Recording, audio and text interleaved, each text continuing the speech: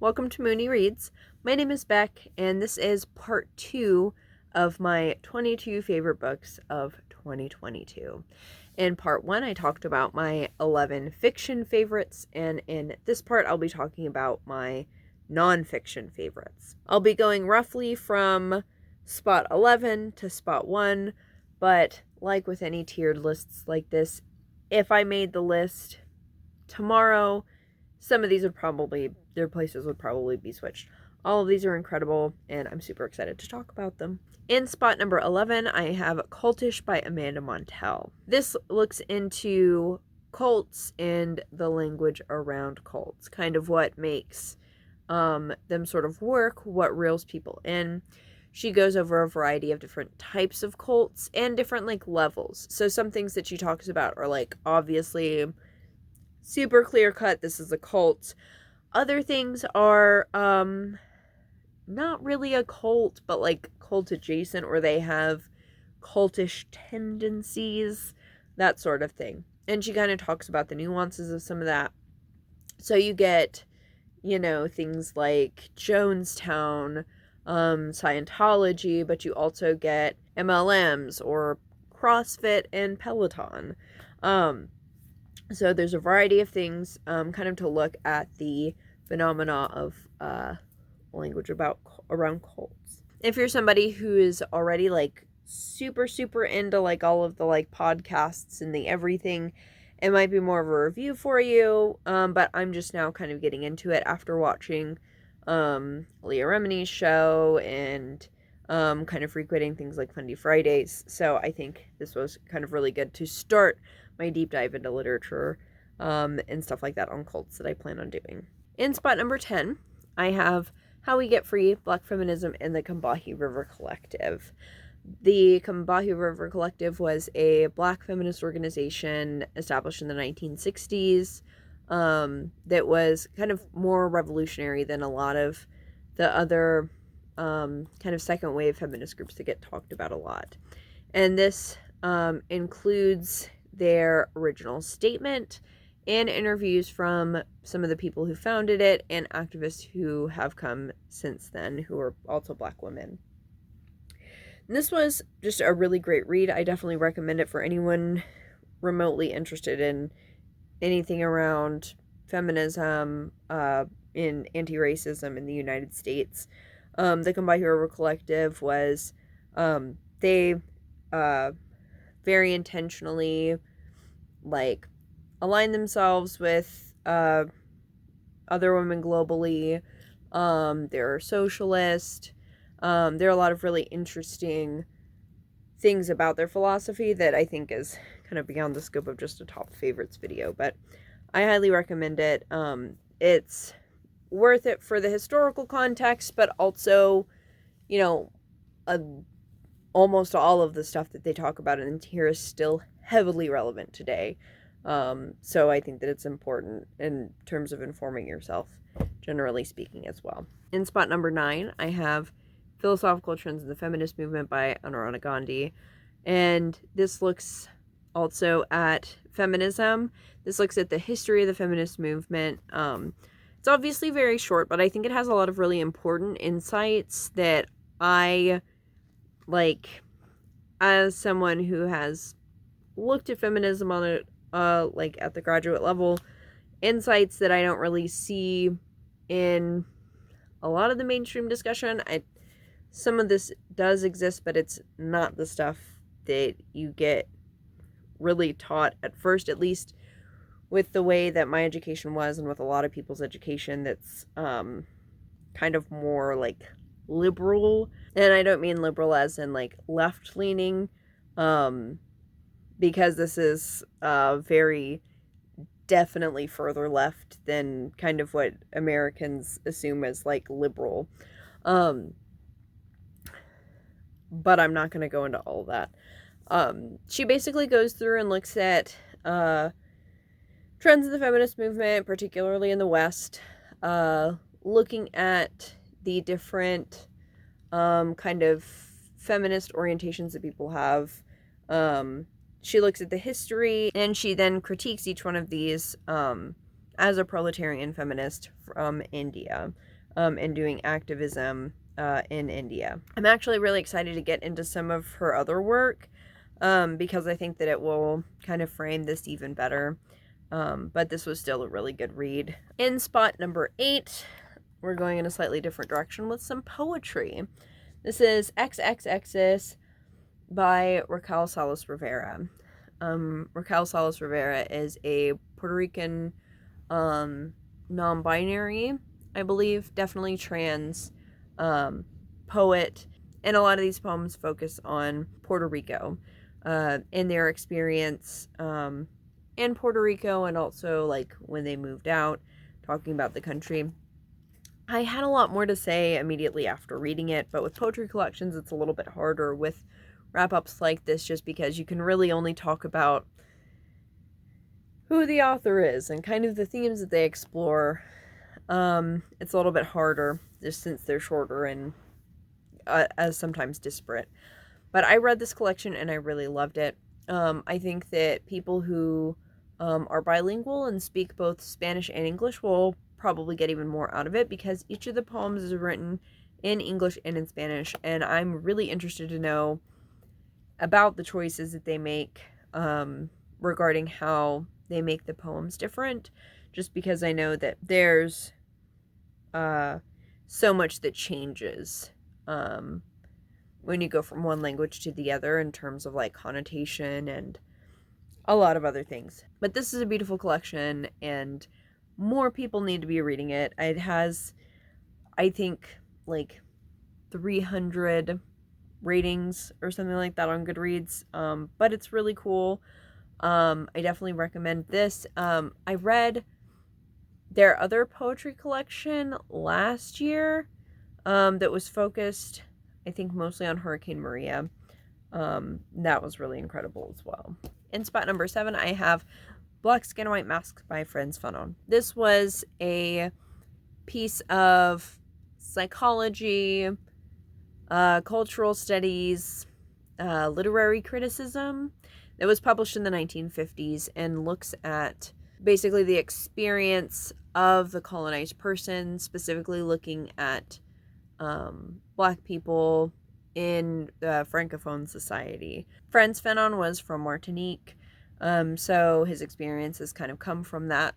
And throughout the book, he talks about different kind of parts of the psyche, and in order to kind of discuss, the psychology, the sociology of it, he uses a lot of different writers as a reference point, and it's just really incredible.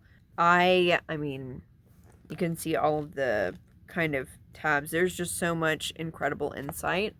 There's definitely some stuff, like, this was written in the 50s. There's some homophobia. We could talk about some of the gender stuff, it's not perfect, but so much of the insight that he has is really incredible. I also really love how he writes. I don't know if it's where he's from or if it has more to do with the, people that he, studied under or learned from, because I thought the same thing with Aimé Césaire. He is really not afraid to, tell it like it is, in terms of, exactly what his position is, and he's not, softening what he thinks, in terms of, what needs to happen, or, who's fucking up, who needs their ass kicked, kind of. And from my understanding, he's very, very explicit about that in Wretched of the Earth. I've not read Wretched of the Earth yet, but it's on my list. But this was really cool in a lot of different ways. It is, this doesn't look like a very big book, but it is a hell of a read to get through. I buddy read it, and I'm really glad that I buddy read it, because there was just a lot happening. But very good. Definitely recommend it. In spot number 6, I have Black Against Empire by Joshua Bloom and Waldo Martin Jr. This is a history of the Black Panther Party. It looks at the context, basically, looking a little bit before, kind of their influences, and heavily as to what was going on at the time, politically and historically, what was going on like in the US government, as well as what was going on within the individual people. And within it, especially in the conclusion, it kind of talks about how they were able to exist within this political movement, or within this political moment, and kind of what made it possible and why it's different now. I listened to this on audiobook, which was very good. I liked it a lot, but I still need to finish going through and making notes. I'll probably end up doing a reread or something, but this was incredible. A lot of the details in here I hadn't heard, even though I've read a little bit on this, and just the insights that this author brings, especially in that conclusion and talking about what kind of made this possible, was really cool and I think really important. In spot number 5, I have Teaching to Transgress by Bell Hooks. In this book, she focuses on pedagogy, basically, how she teaches, or not just how she teaches, but like the importance of teaching in a particular way, being conscious of power dynamics and how we can sort of like change the setup in order to teach better, more functionally, and kind of talking about like why we're teaching. A lot of the American education system is very set up around like teaching in order to answer questions correctly on standardized tests. It's not teaching to actually understand, teaching to think for yourself, teaching to change the world, or learning to change the world, learning to do all of these things. And so this was a really incredible read. It makes me even more excited to read Pedagogy of the Oppressed, which she references some in there. I think this one is definitely my favorite Bell Hooks that I've read so far. In spot number 4, I have Wake, The Hidden History of Women-Led Slave Revolts by Rebecca Hall. And this one is a graphic nonfiction. I love my graphic nonfiction. And this one was so cool. Like, already as a medium, I tend to like graphic nonfiction. But going into this, I kind of assumed that it was going to be a history, pretty cut and dry, looking at women-led slave revolts. But it was actually more than that. This did have some of that history of these slave revolts. But more than that, this was also the memoir of the author trying to do this research as a Black queer woman, going into these spaces, going into these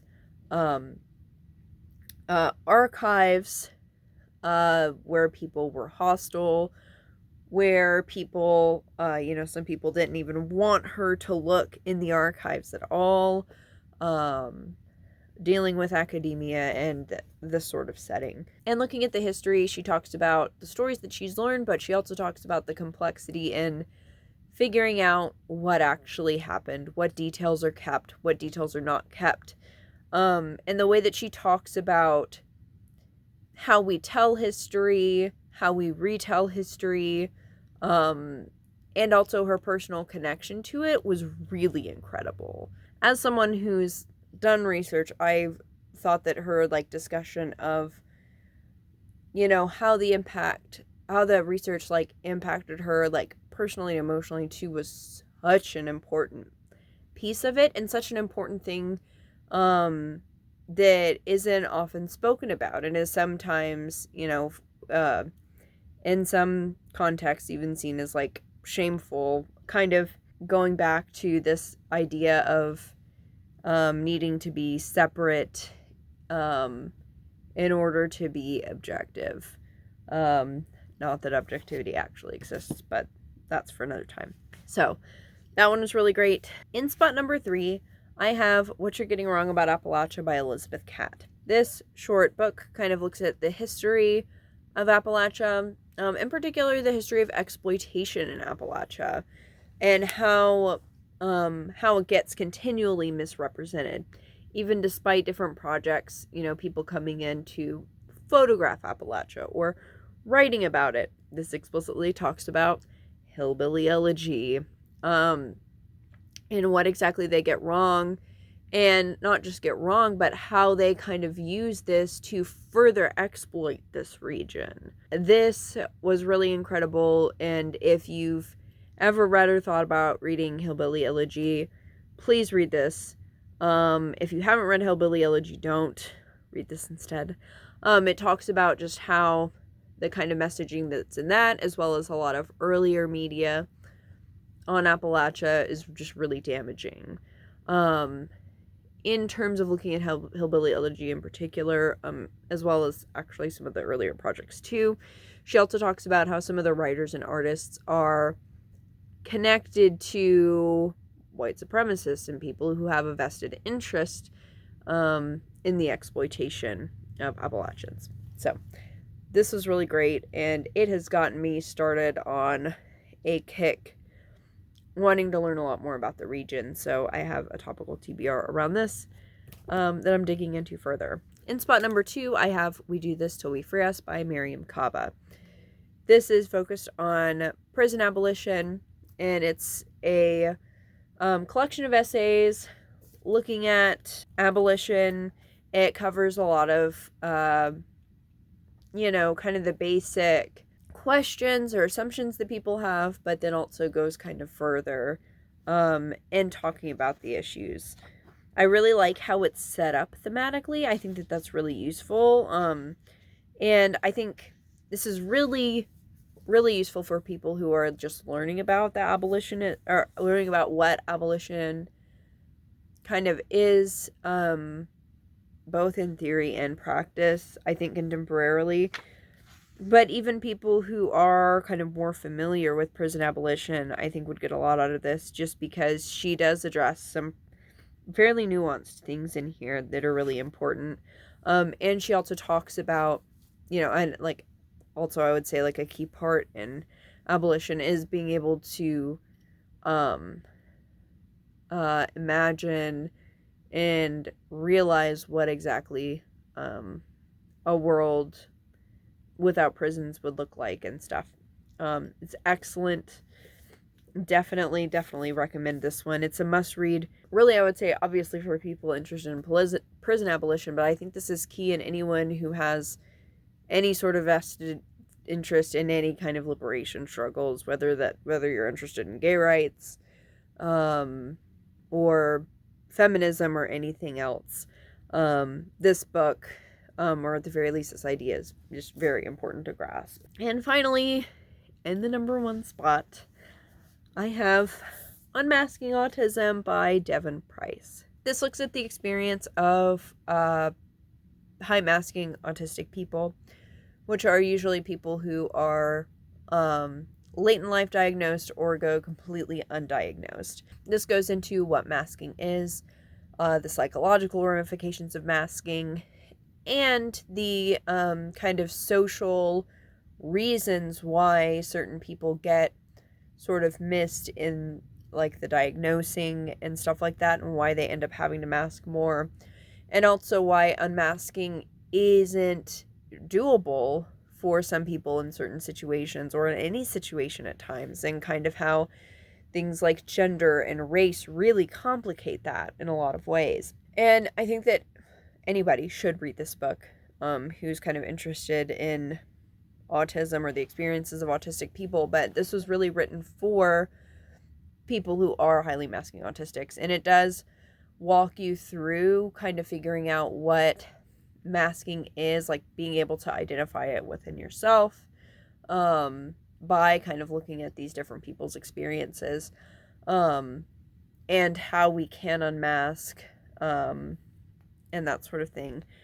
I feel like my explanation of it doesn't do it justice, but I have been researching kind of autism, particularly autism and people assigned female at birth, and people who are diagnosed later in life, and have come across, rogue YouTube videos, and more recently people talking about stuff on TikTok. And I've never seen anything so put together, and formally published, like Unmasking Autism. Like, if somebody could have given this to me in like 2017, I'd probably be light years ahead of now. But it was a really incredible read. I got a whole lot out of it, and I will definitely be revisiting it. Those are some of my favorite nonfictions from 2022. If you've read any of these, definitely let me know what you thought about them. And if you have some favorite nonfictions of this past year, definitely let me know about them in the comments. Thank you all so much for watching. Bye.